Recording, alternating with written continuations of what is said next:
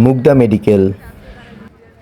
আমার ছেলে একটু অসুস্থ থাকায় চলে আসলাম মুগদা মেডিকেলের বহির্বিভাগে একজন শিশু বিশেষজ্ঞ দেখানোর জন্য।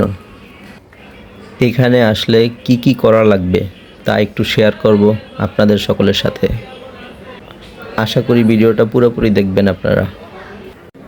এখানে আসলে শুরুতেই দাঁড়াতে হবে টিকিটের সিরিয়ালে। অন্যান্য দিনের তুলনায় আজকে ভিড়টা একটু কমই দেখা যাচ্ছে। আমি মাস্ক পরে দাঁড়িয়ে গেলাম সিরিয়ালের শেষ প্রান্তে টিকিটের জন্য। কাউন্টারের কাছে পৌঁছাতে আমার লাগলো 15 মিনিট। এখন আমার পালা। 10 টাকা হাতে নিয়ে দাঁড়িয়ে গেলাম।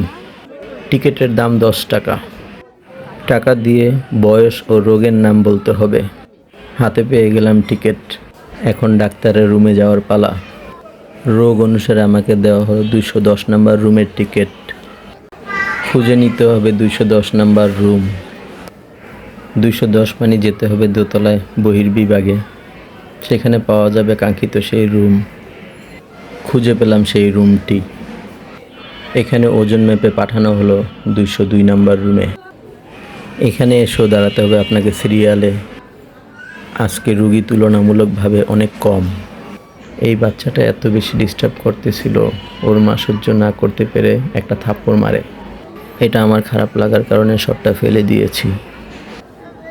বেশি অসুস্থ রোগীদের জন্য বসার চেয়ার ও উপরে ফ্যান দেওয়া আছে। ডাক্তার দেখানো শেষ, 2টা মেডিসিন দিয়েছে। সাথে বলল 2 দিনের মধ্যে জ্বর না কমলে নিচের টেস্টগুলো করিয়ে তাকে আবার দেখাতে। ডাক্তার দেখানো শেষ, এবার বাড়ি ফেরার পালা। তার আগে ফার্মেসি থেকে ওষুধগুলো নিয়ে নিলাম। নতুন ভিডিও বানাচ্ছি, ভুল ত্রুটি মাফ করে দিবেন। ভিডিওটা ভালো লাগলে লাইক কমেন্ট দিয়ে পাশে থাকবেন। হাসপাতালের পরিবেশ কেমন লাগলো জানাবেন।